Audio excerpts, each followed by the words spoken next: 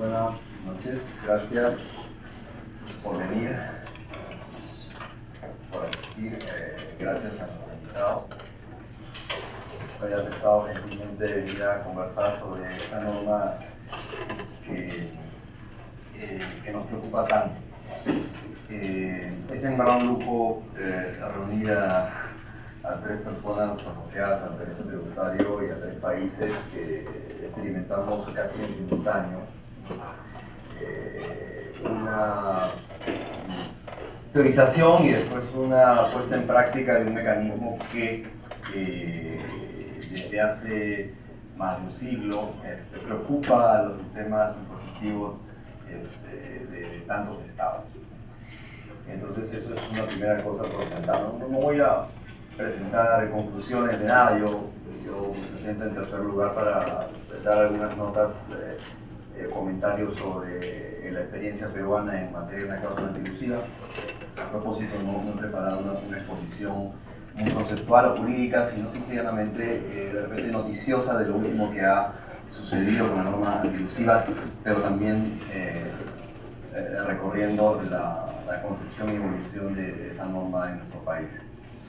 Preguntaba antes de entrar a esta sesión sobre sabía cuál ha sido la posición de nuestro ex decano, el fallecido doctor Armando Solés, porque él fue tributarista de esta universidad y gestionó la jefatura de esta facultad por algunos años.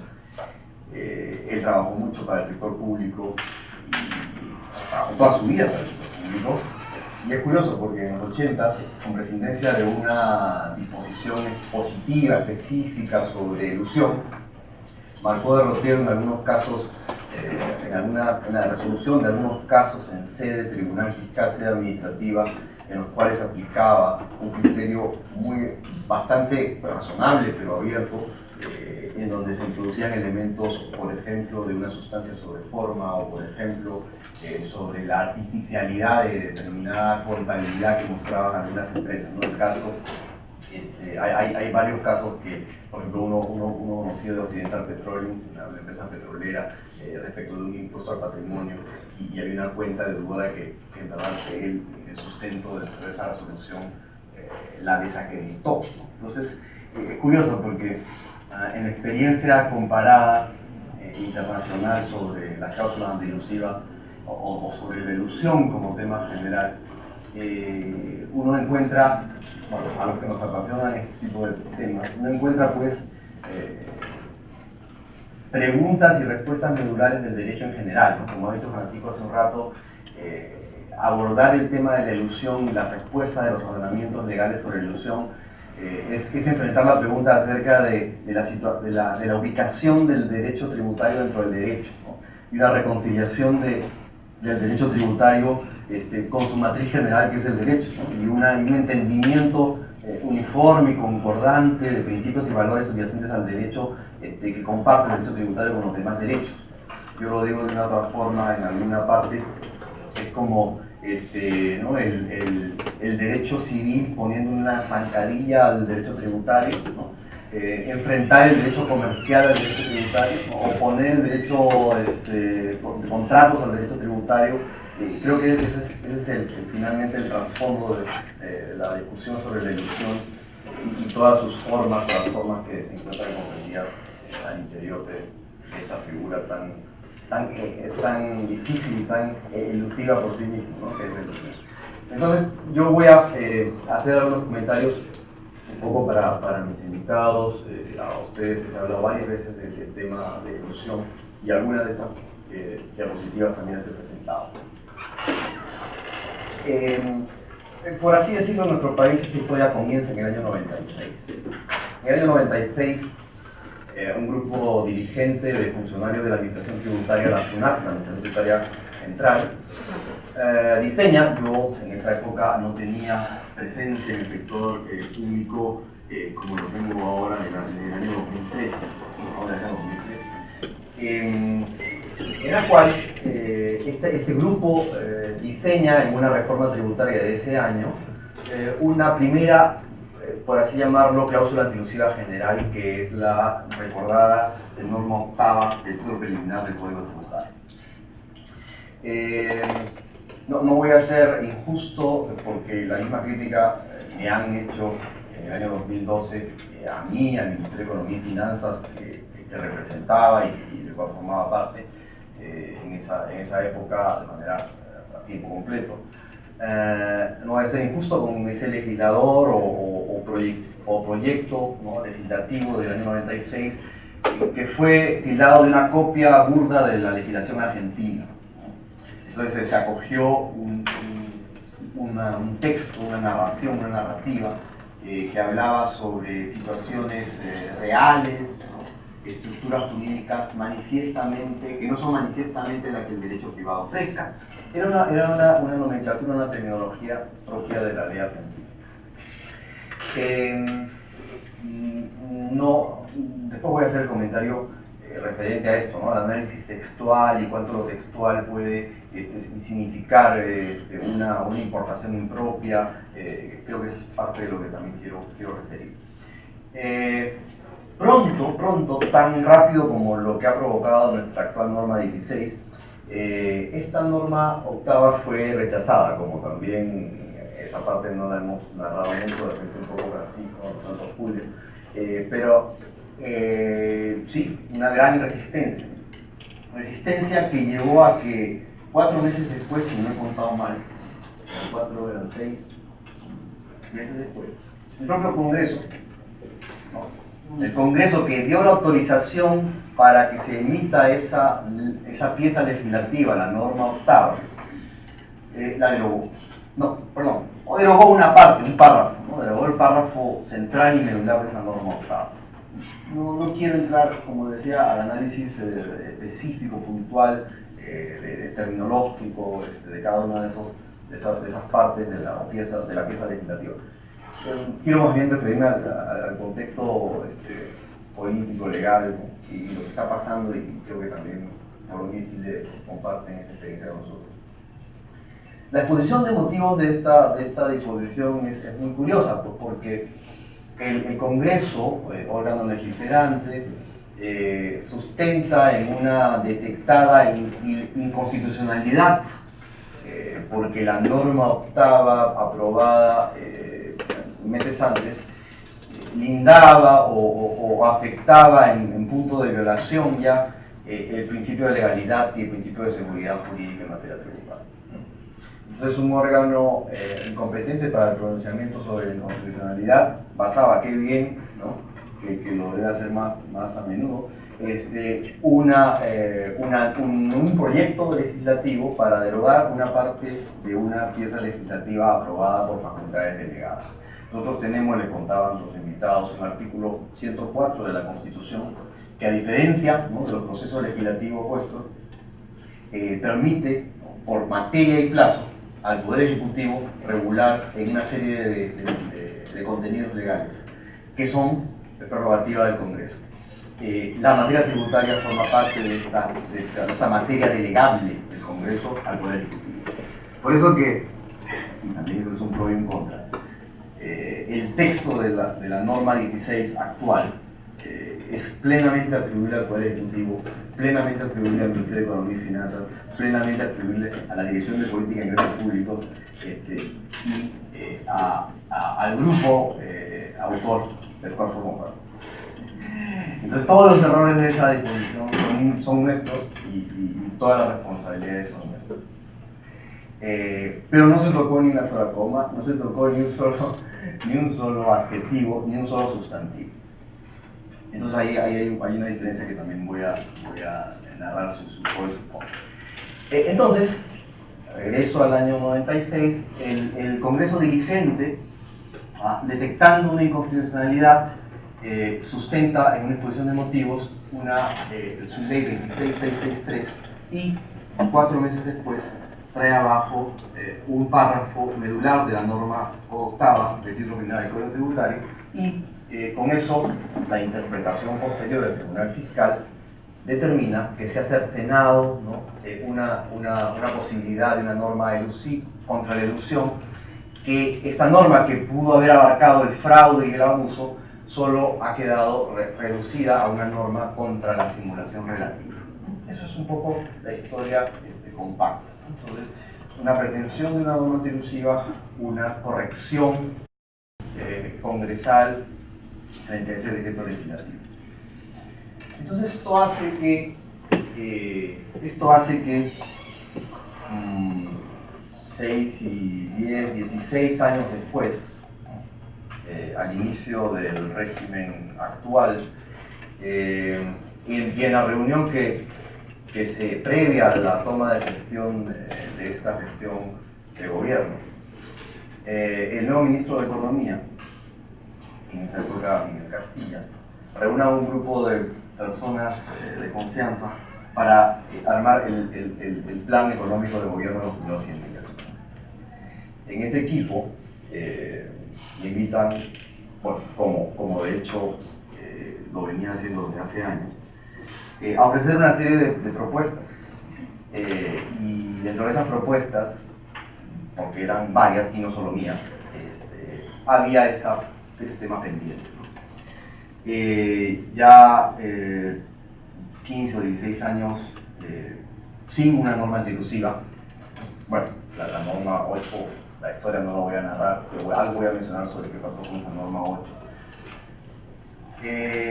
Hacía urgente que, sintonizando con las corrientes internacionales, sintonizando con el plan B que se trabajaba, sintonizando con el movimiento OCDE y sintonizando con todos los fenómenos legislativos tributarios que eran una evidencia, el Estado peruano saliera a la palestra con una norma general antiabusiva.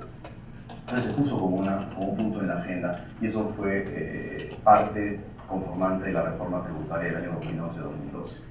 Entonces la norma 16 fue labrada, y les cuento esto porque esto es lo que quiero contarles esta vez, fue labrada haciendo una revisión de más o menos, bueno, ya en esa parte final, 8 a 10 meses.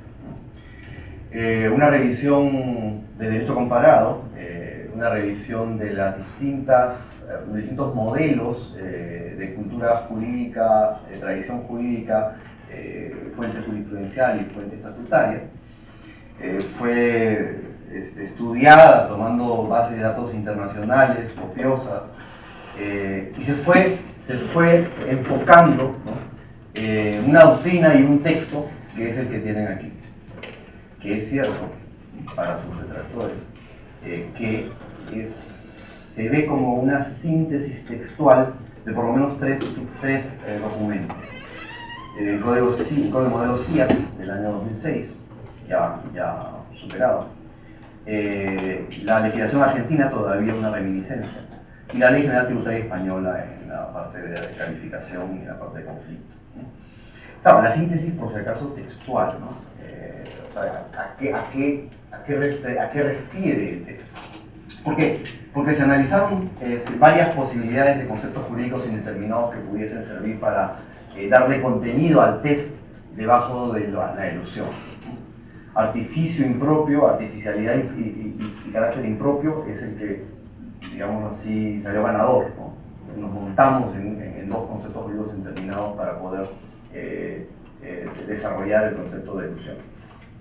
Adicionalmente, no lo he dicho antes, lo he referido, opiniones de expertos extranjeros recibidos, ¿no? Alberto Carcitano, por ejemplo, de manera bastante oficiosa, ¿no? Adolfo Martín, que ha estado en esta facultad hablando del proyecto BEPS. Gente que ustedes leen, como Teodoro Cordón Esquerra, español, el profesor Montero de la Agencia Tributaria Española, Alberto Barrex, experto del Banco Interamericano de Desarrollo, Patricio Castro, argentino, del FAD, del Fiscal Affairs Department del Fondo Monetario, que también le pasó esta disposición al área legal del Fondo Monetario Internacional. Todo el mundo feliz, ¿no? Y todo el mundo aplaudía acerca de que Perú se va a unir por fin, después de 100 y pico años, al grupo de países que tienen una norma antiabusiva general. Entonces este texto para mí tiene la satisfacción de tener una opinión y una recepción de una serie de expertos que de repente no son tan conocidos todos en esta facultad o en estas áreas, pero son expertos que han visto estas disposiciones en decenas de países que las tienen estatutarias o las conocen en su gestación jurisprudencial también. Para mí eso es importante. Entonces la norma antielusiva general se acuñó con ese grupo, tuvo la ventaja, a diferencia de las experiencias de nuestros invitados, de haber pasado sin cortapisas y sin sesiones en su texto, en su contenido, en su concepción, porque viajaba en un vehículo que es la facultad de legado. Pro y con, sí, de una manera violenta, ¿no? Virulenta, poco tiempo después de aprobada, e incluso antes de aprobada, porque antes de la aprobación de esta disposición hubo una filtración.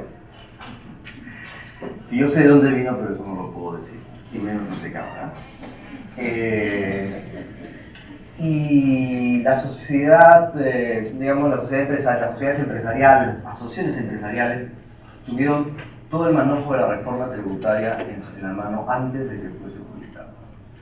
Y curiosamente, salieron en la prensa, pero no para criticar la norma antielusiva, sino para decir que en el proyecto que habían visto estábamos proponiendo una subida del mínimo no imponible que tienen los trabajadores dependientes en el Perú, el impuesto a la renta de los trabajadores dependientes. Entonces, el sector empresarial decía, miren al Estado, maldito, ¿no? Está proponiendo una cosa en contra de la gran mayoría de este país. Eso rondó por la prensa durante algunas semanas y entrevistados pues, los pretendidos líderes de opinión legal en este país, se fue filtrando poco a poco como una cosa accesoria, pero también incómoda, una pretendida norma antielusiva general, que vayan ustedes a saber de dónde se le inventó el Perú. Entonces, es curioso porque esto yo lo pongo en un file, ¿no? Recogido, ¿no? La opinión de A, la opinión de B. Entonces, como era de esperarse, esta norma, el sector privado reaccionó de modo sistemático, efectista. Era curioso recoger, ¿no? Los diarios que probablemente iban a oponerse a esta norma, los diarios que citaban o referían personajes de un sector hasta político, ideológico, del centro hacia lo libertario. Y bueno, recibió también informes básicamente de conflicto y Cámara de Comercio, se puede decir, porque están en los antecedentes de cualquier hemeroteca. Después, bueno, y una vez salida esta disposición en julio del año 2012 y entrada en vigencia esta disposición, empezó también toda la campaña, ya se gatilló la campaña de argumentos legales. Y los argumentos legales fueron, de repente, trato de ordenarlos en esta lista, ¿no?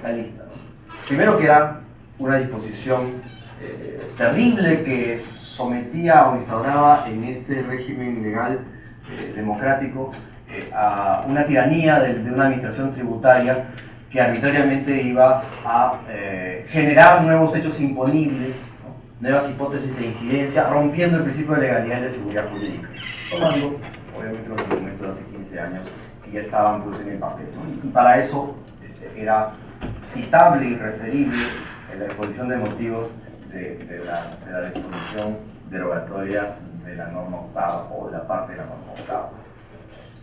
O sea, el primer golpe fue acusarla de inconstitucionalidad. A su vez, se empezaron a dar visitas, ¿no? en el legislador. El legislador era el Poder Ejecutivo, pero el Poder Ejecutivo del Ministerio Económico. Sin referir a quién, qué cosa, pero lo que se decía era, es inconstitucional. Pero admitimos que puede no serlo si es que se reglamenta de una determinada manera. O podrían proponer una norma que defina qué cosa es elusión en la ley y que tipifique qué cosa es elusión en la ley. Subsidiariamente, ya te la acepto si no la aplicas hacia el pasado. Yo estoy presente. Y subsidiariamente, como ya tercera retención subsidiaria, por llamarlo así, que exista un procedimiento. Si copiaste, en mi rostro, si copiaste parte de la legislación tributaria española, entonces tráete pues esa comisión que sea el filtro para que esta cláusula se aplique. El Ministerio de Economía y Finanzas, vuelvo a mencionar porque es quien lideró esta introducción, resistió todas esas pretensiones. No la derogó, no sacó una ley de precisión, no instauró una comisión, para lo cual habría que anunciarlo en ley también. Motu propio no dejó que la instaurase y tampoco ha sacado un reglamento como se pidió originalmente. En el año 2014, o sea, sin aplicarse, porque la convicción sí existía de que esta disposición era una disposición que derivable, inferible de postulados constitucionales, en un Estado constitucional de derecho donde además está reconocido el deber de contribuir, claramente, si bien no extensamente por la doctrina jurisprudencial del Tribunal Constitucional, que esta disposición no se iba a aplicar de manera inmediata, sino que iba a haber una suerte de vacatio, pero muy espontánea, ¿no?, por parte de la administración, mientras ésta se capacitase para su aplicación.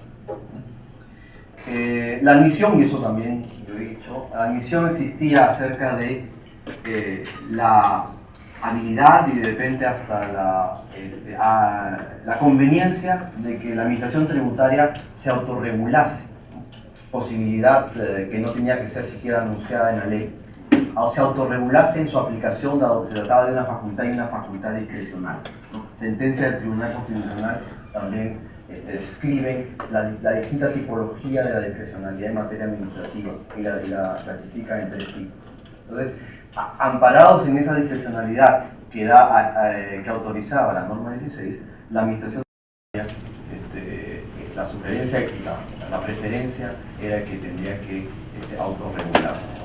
Esa autorregulación, como no tocaba, ¿no?, en nada, absolutamente en nada, ni imponía en nada derechos u obligaciones a los contribuyentes o a los deudores tributarios, no era una norma general que fuese fuente de derechos tributarios, sino era una directiva interna, ¿no? El derecho administrativo general y el derecho administrativo local existe esta diferencia, ¿no?, entre una disposición administrativa, una resolución administrativa que es de carácter general y que por tanto es norma jurídica publicable y genera derechos y obligaciones en los ciudadanos y en los administrados, y aquella disposición administrativa que es una mera directiva interna porque es instrucciones para los funcionarios. Entonces, esa autorregulación era posible y viable. Ese era el camino que ustedes están sabiendo de repente por primera vez. Sin embargo, algo falló, ¿no?, un factor externo: la economía. La economía empezó en el año 2013-2014 a subir algunos embates producto de la crisis financiera internacional, producto de la ralentización del crecimiento de China. Entonces se cayó un poco en el crecimiento del PBI, no se cayó en el PBI, sino en que la tasa de crecimiento empezó a reducirse. Entonces llegamos al año 2014, las cifras de crecimiento siguieron preocupando políticamente y económica y políticamente a todos los actores de la sociedad, y empieza a verse la necesidad de realizar una serie de medidas que no necesariamente pasaban por lo legal, pero que se entienden en alguna gran medida como legales, y se empezaron a hablar de los paquetes reactivadores de la economía.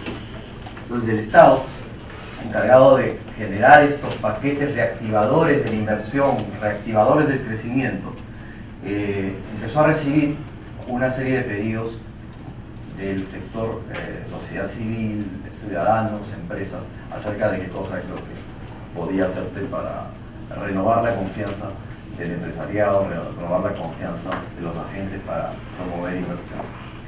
Es curioso porque en la lista de temas referidos a materia tributaria, uno de los lugares privilegiados siempre fue, ¿no?, derogar la norma 16. Lo digo y lo pongo en contexto porque la ley 30230, que ustedes conocen y que presento aquí a los invitados, es una ley que se editó en el año 2014, producto de un paquete reactivador, que es una ley del Congreso, pero es una ley tramitada también en conjunto con el Poder Ejecutivo, pero no solo con el Ministerio de Economía, sino con una serie de ministerios que tienen contacto con el sector real, con el sector productivo. Y esa ley fue gestada entonces en concordancia y en anuencia, en trabajo conjunto con el Poder Ejecutivo y Congreso. Y esa ley puede ser vista de dos maneras, ¿no? Puede ser vista como un vaso medio lleno, como un vaso medio vacío. Si yo no supiera la historia, me pondría a llorar en este instante, pero yo sé la historia y por ende para mí esto es un vaso medio lleno, ¿no? Porque después de haber insistido, algunos de los íntimos que me conocen aquí, debe haber por lo menos 2 personas en este auditorio, saben que dentro de todas las cosas que fueron criticadas en esa reforma tributaria, la reforma del régimen fiscal minero, después la reforma del sistema previsional y luego las normas inclusivas específicas en la ley de renta y algunas modificaciones en los derechos al consumo para alinearlos con toxicidad, nocividad, etc. O sea, el uso fiscal de la tributación de los derechos al consumo. Y esta norma era una pieza fundamental de la reforma y es lo único y lo último que el Ministerio de Economía y Finanzas no iba a permitir que se doblegase o que se excluyese del sistema. Entonces, con esa convicción, habiendo pasado siempre momentos de confianza y apoyo de los jefes, me refiero a ministros y presidentes, inclusive, esta norma siguió. Y en esta fase de cuestionamiento y tratando de generar una reducción de su impacto, frente a una propuesta de derogación sustentada por el congresista Iberico, en consonancia con Galarreta, ¿no?, y con un proyecto que venía de nuevo de CONFIEP, Sociedad Nacional de Industrias y Cámara de Comercio, y ahí sí, una sesión política y una acción política, llevó a generar una fórmula. Había derogación total, había derogación de las facultades hacia el pasado, quédate con el presente. Es curioso que tenía el mismo texto que la propuesta del sector empresarial. Y esta fórmula que fue, por eso digo, lo hace un lleno, mi fórmula, suspendamos la norma. ¿Qué es suspensión? No me importa qué concepto jurídico, cuál es la naturaleza jurídica en este momento de la suspensión. La ley 23230, la P30230, perdón, habla de suspensión porque eso es lo que es. Las facultades permanecen concedidas, sin embargo la administración tiene en suspenso la disposición hacia el periodo del pasado, antes de la publicación de la norma 16, y suspende a su vez la utilización de la norma hacia el futuro, o sea, después de su entrada en vigencia. Y la concesión es, bueno, pero la suspendemos ¿para qué? Para que un decreto supremo, ¿no?, precise algunos parámetros ¿qué dice? De fondo y forma. Allí ya se me escapaba un poco de las manos los textos, y ese nuevamente es un resultado de una serie de concesiones y discusiones. Esa suspensión hacia el pasado puede que esté perdida, ¿ya no es cierto? O sea, ya esa suspensión puede ser permanente porque nada está previsto para su levantamiento, en eso hay que hacer una concesión. Sin embargo, suena menos grave que haberla suspendido, que haberla derogado, y por ende, algún congreso mejor convencido de las virtudes de una norma como esta, podría levantar esa suspensión, ¿no? Pero en todo caso la ley no ha dejado abierta la posibilidad de levantamiento de esa suspensión hacia el pasado, la aplicación de la norma hacia el pasado, con un decreto supremo como sí lo hizo respecto del futuro. ¿Qué ventajas tiene esta mención a un decreto supremo? Bueno, para mí muchas. Primero, que retorna la posibilidad de referirse al desarrollo de esta disposición y de su concepto, el combate contra la ilusión, al Ministerio de Economía y Finanzas. ¿En perjuicio de quién? De la Administración Tributaria. Porque la Administración Tributaria en todo este periodo no había sonado muy convencida, y fíjense ustedes aquí el contraste, por eso mencioné la norma octava hace un rato. Esta disposición no la propusieron 10.000 empleados de la Administración Tributaria tratando de combatir la ilusión, ¿no? Me parece lamentable, ¿no? Esta disposición la propusimos un grupo de pocos normativos del Ministerio de Economía y Finanzas, sabiendo que era algo necesario para el país. Entonces,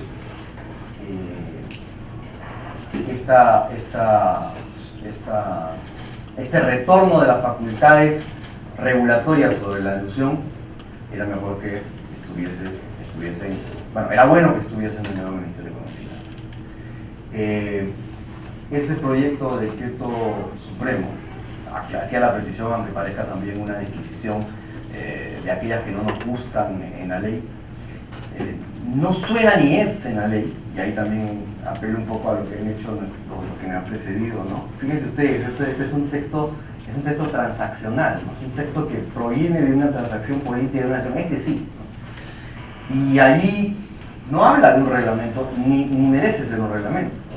Este es un texto que no va a ser aprobado, porque ya está listo, sobre la base del artículo 118, inciso 8, que es la facultad reglamentaria del Poder Ejecutivo respecto a las leyes, sino sobre la base del inciso 3 del artículo 118 de la Constitución, que es la facultad que tiene el Poder Ejecutivo de liderar la política de gobierno.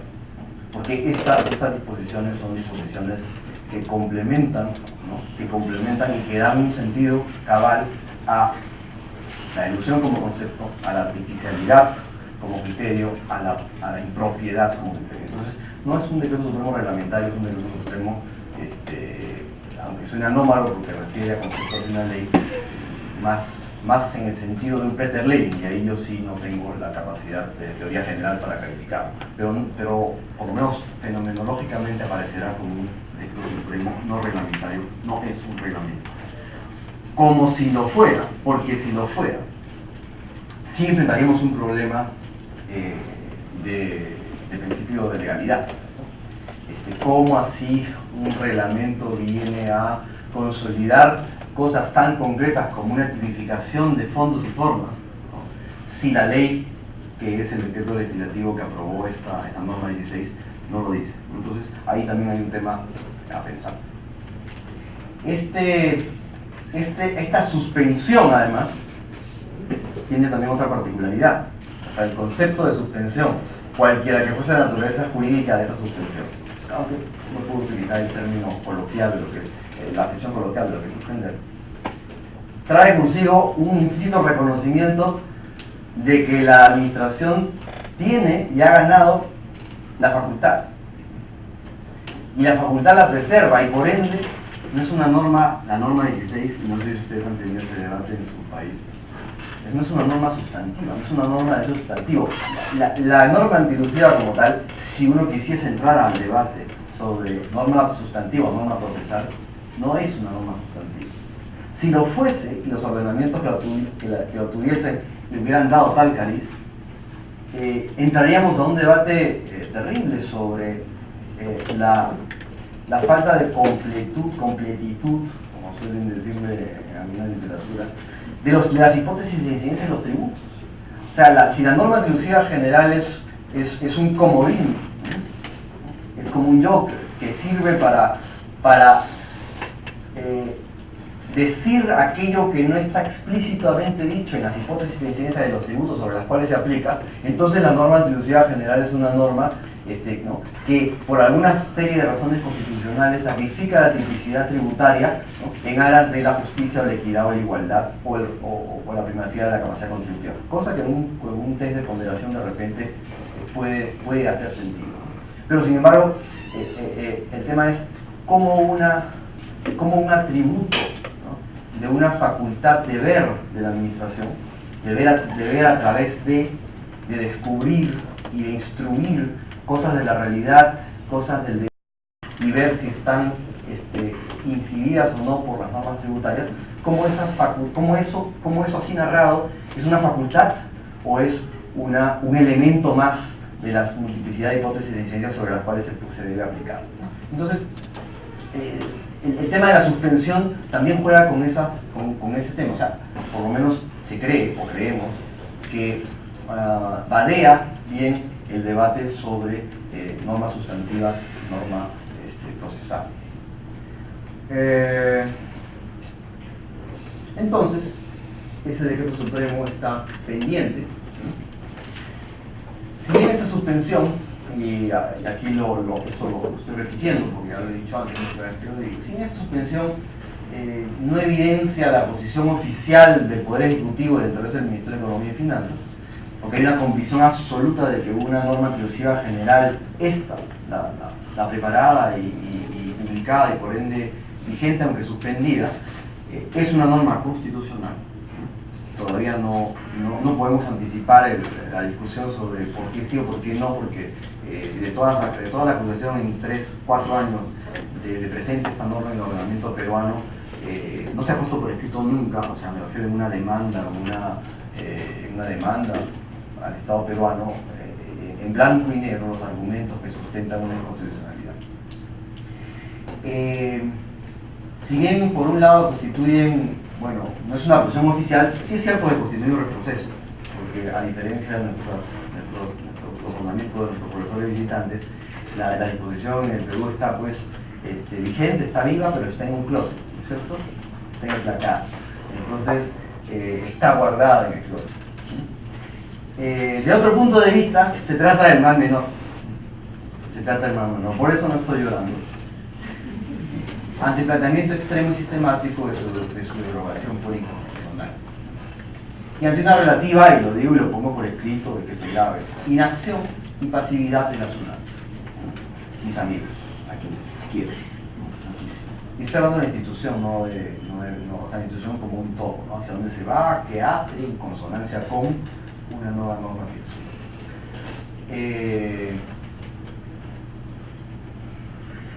La primera suspensión, la suspensión hacia el pasado, implicó que hacia atrás, periodos previos a entrar en vigencia la norma 16, no se aplicaría en las fiscalizaciones de la SUNAT, o sea, no se va a llevar esta herramienta nueva en la alforja, en el maletín del auditor. Y esta suspensión podría ser levantada, pero necesita una ley y necesita un Congreso que crea en esta figura. Pero era mejor, ¿no?, solución que precisar que no aplica periodos precedentes. Porque una precisión de que esta disposición, que era otra alternativa propuesta por ellos, implicaba indirectamente darle razón, porque lo íbamos a dar así, al argumento de una ley sustantiva, que era imposible, estaba impedida de aplicarse hacia el pasado porque completaba hechos imponibles. La segunda suspensión, que es la suspensión hacia el futuro, o sea, a las situaciones y fiscalizaciones posteriores a la entrada en vigencia de la norma 16, es a la vez un retroceso, pero también tiene una ventaja que ya la sinteticé, pues permite levantar la suspensión mediante un decreto supremo.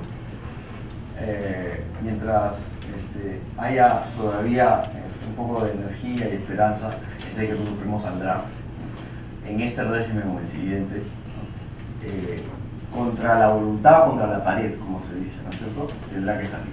Y ya está escrito. Y esa habilitación es a la capacidad regulatoria del MEF, no a la SUNAT. La norma 16 original, lo esperado era que la SUNAT autorregulase la minería. Esa norma se dictará en el marco del artículo 118, artículo 3, y no será pues un DS reglamentario, sino un DS marco de actuación. Y no tipificará. En la revisión, y esto no es un capricho, o sea, yo lo digo en síntesis, lo digo simple, pero esto viene de meses revisando. Esa pregunta abierta se ha hecho, ¿no? Esto suena arbitrario, otra cosa arbitraria más del Ministerio de Economía y Finanzas. Esto se ha preguntado a las bases de datos, a las instituciones, a los ordenamientos amigos, comparados, a los centros de estudio. ¿Qué norma inclusive está reglamentada? Autorregulada sí, reglamentada no. Entonces, la solución viene por este DS que, a lo sumo, referirá a situaciones o contextos en los cuales se suele encontrar elusión tributaria. A la manera de la fórmula colombiana, que sí lo cierra 5, si mal no recuerdo, supuestos de préstamos entre empresas vinculadas en los cuales no haya movilización de dinero, préstamos cuya tasa de interés no refleje el riesgo, ¿no? Préstamos circulares, intermediación de paraísos fiscales o territorios de baja o nula imposición, etc. Eso no es ilusión. Esos son contextos idóneos para encontrar ilusión. Organizaciones como empresas con pérdidas, deslocalizaciones, ¿no? En el marco de reorganizaciones o fusiones empresariales, etcétera, etcétera. Todo ese recuento no lo inventa el Ministerio de Economía ni yo.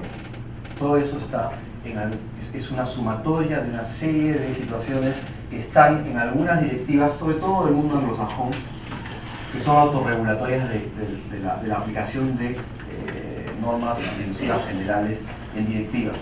Viene en Canadá, viene en Australia, viene en Reino Unido, viene en Estados Unidos. El mundo anglosajón tiene esa riqueza. Nueva Zelanda también. Entonces, eso es lo que hará este decreto. Las excepciones, bueno, eso ya no me interesa resaltarlo, pero la suspensión hace una excepción del primer y cuarto párrafo, ¿no? Porque la calificación, que es una atribución que ya tenía la administración tributaria, la preserva, y la simulación, que nunca ha parecido ser un problema que generase reticencia, eso hay que sospechar, ¿no? Del sector de deudores tributarios, empresariales, no han sido suspendidas. Esas son normas que ya tenía el código anterior y siguen vigentes. Hoy existen todavía la amenaza y el pedido de que esa norma se derogue, porque dentro de la encuesta de empresarios en los últimos meses parece ser que la norma 16 es la norma que ha matado la inversión en este país. No lo digo, no de broma. Bien, entonces, básicamente es lo que quería yo narrarles, la historia para que la escuchen. El detalle de la disposición, de cómo se escribió, también lo podemos conversar. Quería cerrar entonces diciendo, sí, es un problema, ¿no? En esta misma universidad es lamentable. Se han prestado aulas algunas veces para que empresas, a veces con profesores, se pronuncien de una manera exacerbada contra esta figura, como si realmente fuera una cosa la cual no se debe avergonzar como Estado, ¿no? O sea, tener una norma ilusiva general que detecta que la ilusión es tan dañina como la evasión y a veces es más grande que la ilusión, y el Estado peruano reaccione tratando de, por un lado, desde el punto de vista jurídico, de entender el derecho como una unidad, restablecer los principios de la tributación, jurídicos de la tributación, también económicos de la tributación, y trate de dar un piso plano, un piso llano para que se despliegue esta potestad tributaria, obviamente que con respeto a los derechos fundamentales. En el Perú existe una consideración clarísima del Tribunal Constitucional sobre el Estado constitucional de derecho, que es evolución del Estado de derecho. Existe una proscripción explícita y desarrollo sobre la proscripción, un desarrollo explícito sobre la proscripción de la arbitrariedad.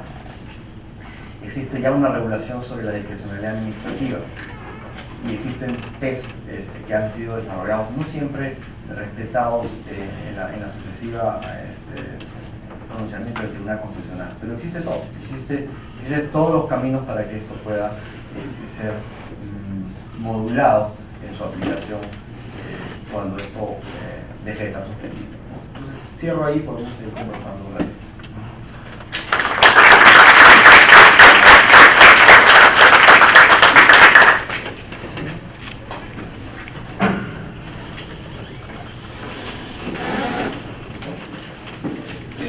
Bien, a continuación pasaremos a la ronda de preguntas.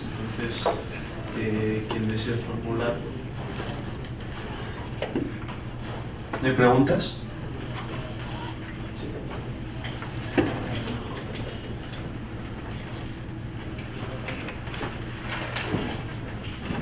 Buenas noches. Primero quería felicitarlos por su excelente exposición. Y mi pregunta va para el expositor del ordenamiento jurídico chileno. Cuando se refirió a que este órgano colegiado analizaría de que si estaría haciendo ilusión o no, mencionó que podía ser tanto de carácter tributario o aduanero. Entonces, ¿cuáles serían, por ejemplo, unas figuras que podían estar ante una elusión en el tema aduanero? Puesto que en el Perú, por ejemplo, un tema interesante es de que, de acuerdo con la Constitución, los aranceles pueden ser regulados mediante decreto supremo, por lo cual el fe de legalidad, en este caso, hay una excepción.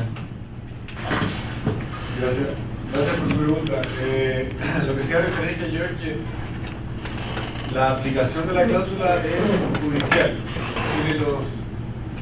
La jurisdicción tributaria se especializó hace unos 5 o 6 años atrás en una figura que se llama Tribunal Tributario y Aduanero.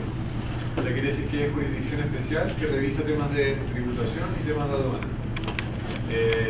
Pero su pregunta también es interesante porque hoy día se está discutiendo la posibilidad, o sea, y en ese sentido, no sé si logré clarificar, pero no es que exista hoy una disposición que haga referencia a la alusión en materia aduanera, sino que son estos tribunales que tienen este nombre que revisan la aplicación de la cláusula.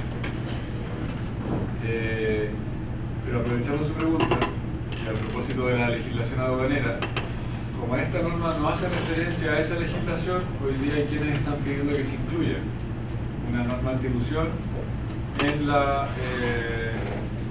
regulación aduanera, confiriéndole a aduana, que es nuestro órgano administrativo que se preocupa de las cuestiones aduaneras, una potestad equivalente a la que yo hacía referencia que tiene la administración tributaria. Entonces aparecería por aduana y lo que considerarían ilusión en ese caso son cuestiones más bien de fraude. ¿Sí? El uso de sociedades para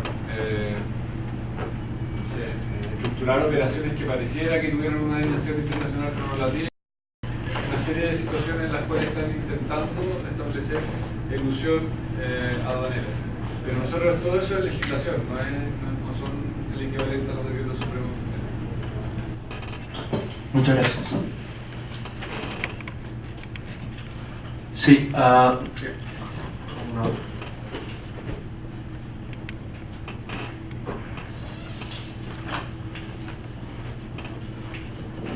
Sí, buenas noches.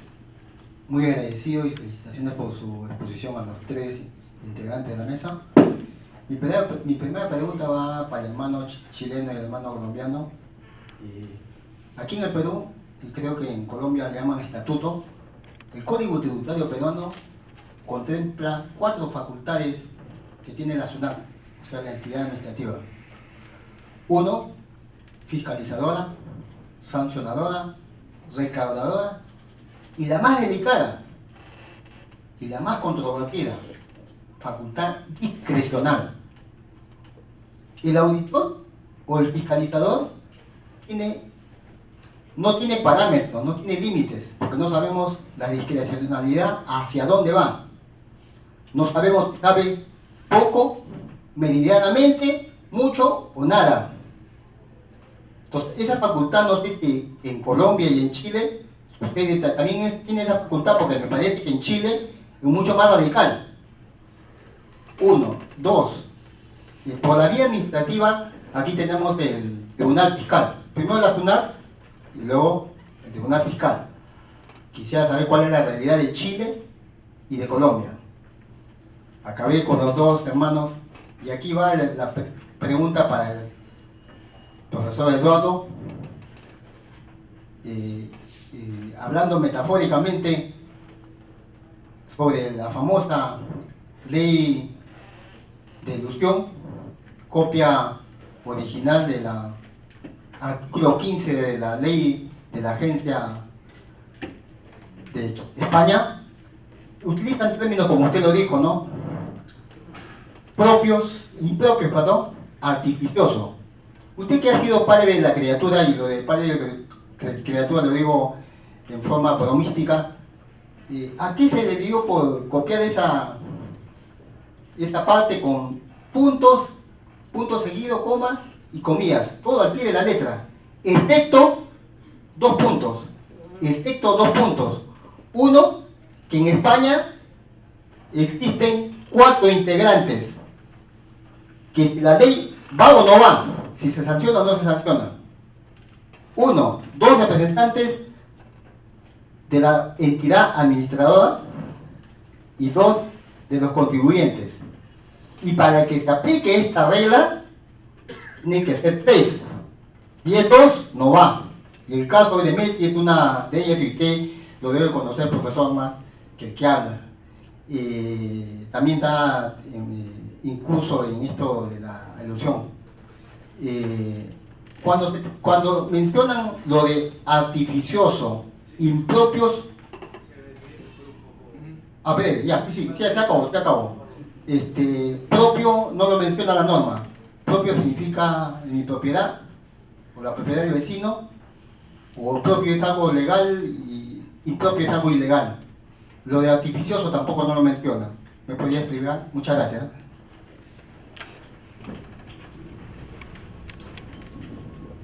Y bueno, esa facultad que usted menciona de la administración de facultad discrecional, de todas maneras se enfrentaría con que, como hay un principio de legalidad, toda discrecionalidad pues, es en función de hechos generadores de impuestos. Entonces ahí, al final de cuentas, puede ser una norma muy abierta, pero al final resulta muy limitada en ese sentido. Por eso sí se necesita una cláusula antielusión que, frente a una forma o a una operación o a un contrato específico, lo que haría la administración es darle el carácter de que hay un hecho generador por la sustancia sobre la forma. En Colombia, por ejemplo, lo que tiene la facultad que tiene la administración, siguiendo un poquito su argumento de que tiene 4 funciones, es mucho más precisa, porque la administración tributaria tiene la facultad de comprobar y verificar los hechos. Y obviamente puede aplicar la norma, que es el punto de que tanto los hechos se subsumen en la norma. Entonces, en ese sentido, hay una limitación, pero ciertamente decir que tiene facultad discrecional pues suena un poco abierto, pero al final, repito, creo que se vería limitada por el principio de legalidad. Y en realidad, con la parte jurídica, nosotros no tenemos un tribunal separado. O sea, la propia administración tributaria tiene un recurso, o sea, expide la liquidación y ella misma resuelve el recurso, y si se niega se va de una vez a la vía judicial. Entonces, al final de cuentas, por el espíritu de cuerpo, finalmente, normalmente todo lo confirma, finalmente. En Chile, la administración tributaria no tiene una facultad expresa de discreción como la que usted hace referencia que tiene la SUNAT. En Chile, la administración tributaria tiene por competencia la interpretación de las normas tributarias, eso sí. Y eso se ha entendido que se refiere a la posibilidad de dictar circulares, que llamamos nosotros, u oficios interpretativos, pero no es una facultad discrecional para la aplicación de la norma tributaria, un caso particular en la fiscalización, que sería el caso más semejante a lo que empieza a ocurrir con la cláusula general anti-elusión. Y entonces, en ese sentido, más allá de una más allá de la discreción propia que supone la aplicación de una norma abstracta a un caso concreto en términos de teoría del derecho, no existe una competencia tal como para generar hechos grabados. Y en segundo lugar, nosotros tenemos, en lo que dice relación con la aplicación de la norma, claro, se utilizó todo el aparataje institucional que existe en Chile. La administración lo que hace es fiscalizar el cumplimiento de la obligación tributaria. Luego se genera un procedimiento administrativo en el cual se cita a un contribuyente respecto del cual se inició un proceso de fiscalización general, pero se le cita bajo la norma especial de la cláusula general antielusión. Se abre este procedimiento, en este procedimiento se solicita información, esa información se analiza, se lleva a un órgano administrativo interno que fue creado mediante una circular por la administración que analiza los casos, luego le informa al fiscalizador de la dirección desde donde surgió la cuestión, si procede o no procede la aplicación, si necesita o no necesita más antecedentes, y en base a eso finalmente solicita esta declaración a un tribunal. Pero ese tribunal tributario y aduanero, al que hacía referencia yo antes, es independiente de la administración. Esos tribunales tributarios y aduaneros son dependientes del Poder Judicial. Y entonces, en ese sentido, la demanda que se hizo para que esos tribunales fueran quienes dictaran la aplicación de la cláusula en caso concreto, buscaba resguardar los intereses de los contribuyentes como si la administración fuese a abusar de esta facultad. Esa es la estructura que tiene en Chile.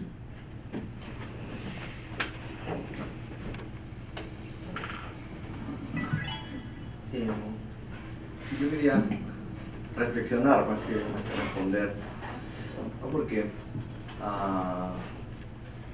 y esto también lo he dicho en foros académicos, las normas y las normas se interpretan, ¿no? Y esa interpretación no es una herramienta común, silvestre, pedestre. Es un trabajo de exégesis jurídica que implica que un abogado ha estudiado 4 años y más y se ha entrenado en esas herramientas para entender el lenguaje de la norma. En la experiencia cotidiana, mi trabajo profuso, no intenso, con economistas, siempre me arroja estas experiencias, ¿no? Cotidianas, digo, que es, ¿no? el economista de un rango X y hasta ministro de Economía, leyendo una disposición y diciendo, ya ves, Lalo, aquí dice esto, ¿no?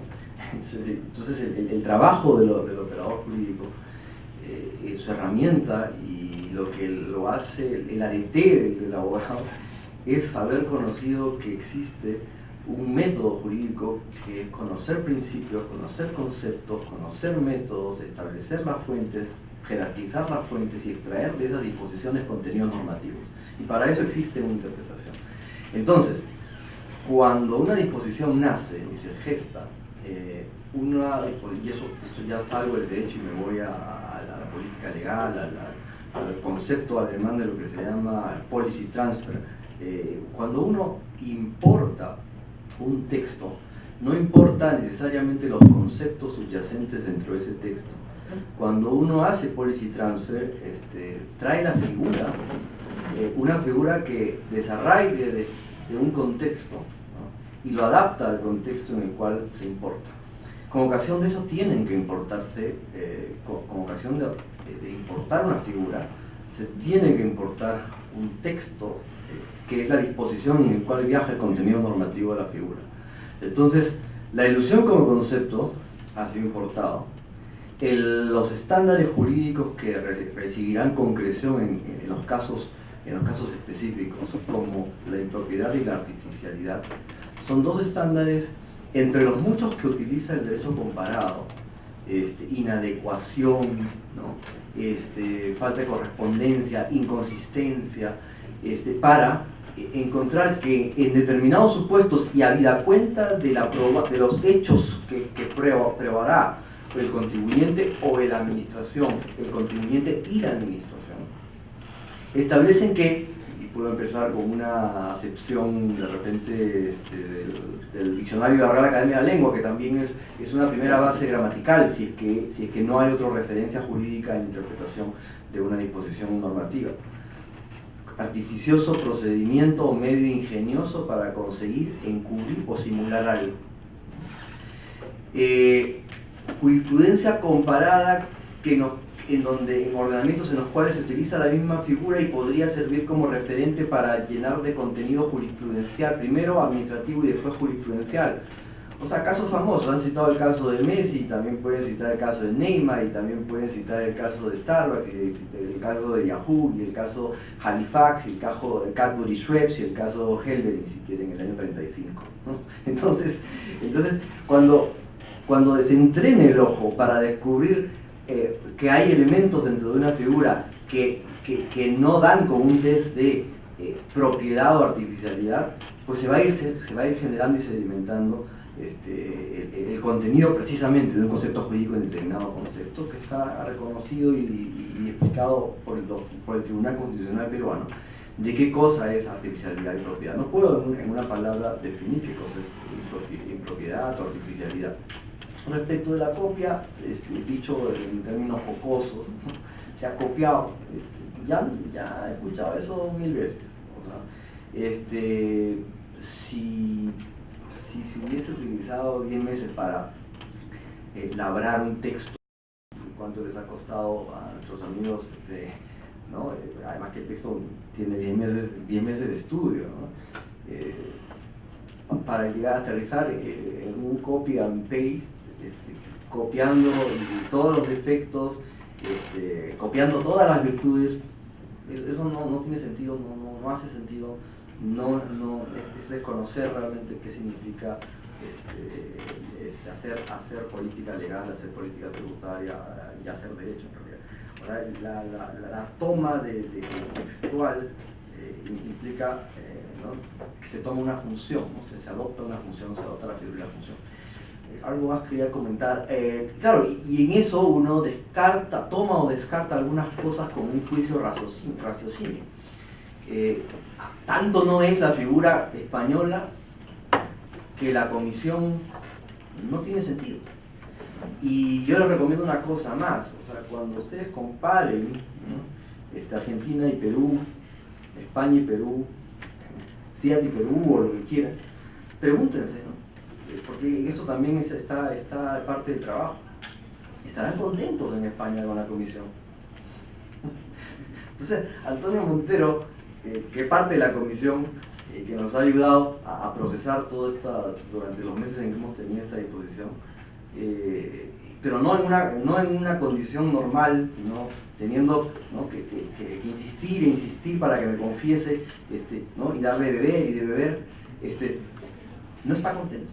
Es una persona que auditor de la Agencia Tributaria Española, porque ven, creo que 8 casos al año, ¿no? Y eso no es una muestra representativa de la ilusión que existe en España, en ningún país como en España. Entonces, cuando nos pedían, Francisco, ¿por qué no tenemos la tasa de impuesto a la renta chileno, esa tasa de la primera categoría y después con la tasa del complementario, la distribución, ¿no? Entonces yo decía, preguntémosle a un chileno, ¿estarán contentos allá con eso, ¿no? Y tu reforma lo ha cambiado. Entonces, la comisión y su conformación, la comisión como órgano consultivo, complementario de la inspección en la última fase, yo creo que está estudiado y está descartada, ¿no? Y ellos no están contentos.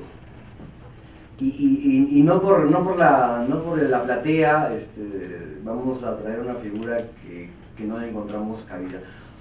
Porque, a propósito, y ahí viene la interpretación de la disposición peruana, la nuestra tiene la convicción de que no genera una especificidad en el procedimiento de fiscalización. Porque nos han pedido que regulemos esto porque es un procedimiento, ¿no? La aplicación de la norma antiilusiva general no es un procedimiento en sí mismo, ¿no? Digamos, en última instancia forma parte de las indéresis del razonamiento del auditor al ejercer un proceso de fiscalización regular, y por eso no genera una instancia, ¿no? discusión dentro de un proceso. Por eso, y ahí sí cito a España, España no es deliberante, es una opinión consultiva, ¿no? que en realidad está hecha como una concesión política, que nosotros no quisimos darnos el trabajo de tener. Es un gesto, ¿no? Y ese filtro no se prueba eficaz. Bueno, les podría contar N cosas, pero solo para no monopolizar. Sí, ¿alguna otra pregunta?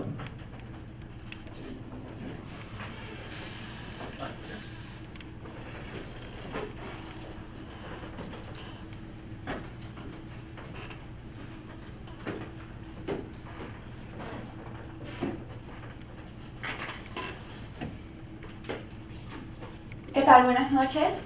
Bueno, mi primera pregunta era conocer un poco si en su experiencia han podido ver que la cláusula antielustiva se aplique para desconocer efectos que hayan sido generados por un acto en ejercicios siguientes al cual se celebra el acto. Por ejemplo, ¿no? En el año 1 el contribuyente realiza una fusión y producto de esta fusión genera un escudo fiscal, un escudo tributario que aplica en años siguientes, ¿no? ¿Qué sucedería si es que el contribuyente es objeto de una fiscalización y dicha fusión es validada, pero luego, producto de una segunda fiscalización, ¿no? Como decía el profesor Sotelo, la aplicación de la cláusula antielustiva se da en el marco de la fiscalización? En esta segunda auditoría se podría desconocer los efectos del acto que ya fue validado en una primera fiscalización. Esta es mi primera pregunta. Es que en su experiencia han podido ver este tipo de acotaciones, de desconocer los efectos de actos anteriores. Y mi segunda pregunta era si es que considera válido que en el Código Tributario se recoja de forma general la aplicación del principio de sustancia sobre forma, no solo restringiéndolo a los supuestos de elusión tributaria, sino también para otros casos. Por ejemplo, ¿qué sucede si es que un contribuyente, para evitar caer en el supuesto de hecho de la norma sobre responsabilidad tributaria, realiza un acto artificioso, un acto impropio, y producto de este acto impropio sale del supuesto, evita caer dentro del supuesto de responsabilidad? ¿Qué herramientas tendría en este caso la administración para combatir este tipo de actos? Gracias.